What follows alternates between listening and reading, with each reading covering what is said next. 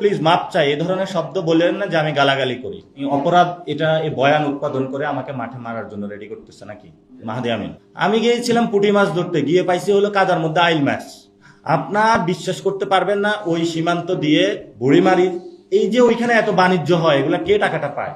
আমি সেগুলো নিয়ে প্রশ্ন তুলেছিলাম। আপনার সেখানে বাংলাদেশের সবচেয়ে গরু ঢুকার দুইটা হলো বড় একটা রুটের মধ্যে হলো অন্যতম লালমনিরহাট, হাতিবান্ধা ওই দিক দিয়ে যে গরু ঢুকে, গরু যে ঢুকে বানের মতন, এই গরুর টাকাগুলা কে পায়? বাংলাদেশে তো সবাই ভদ্রতার মুখোশ পরে থাকে, যখন একটু সরানো হয় তখন হলো ওগুলা থেকে বিশ্রী জিনিস বের হওয়া শুরু করে। যদি আমাদেরকে শিখাইতে আসে, আমরা কি পড়াশোনা করি নাই?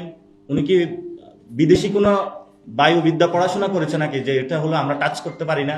এখন জনগণ অলরেডি স্লোগান শুরু করে দিয়েছে মাঠে। মিরপুরে আপনারা দেখেন নাই জনতা কি বলেছে? তো জনগণের প্রশ্ন না হতে হয়তো আপনি আমাকে কালকে, ঠিক আছে আমি রয়ে সয়ে বলবো আপনাদেরকে, আপনাদের যদি এত গায়ে হলো আঘাত লাগে, কিন্তু হলো প্লিজ মাপ চাই, এ ধরনের শব্দ বললেন না যে আমি গালাগালি করি।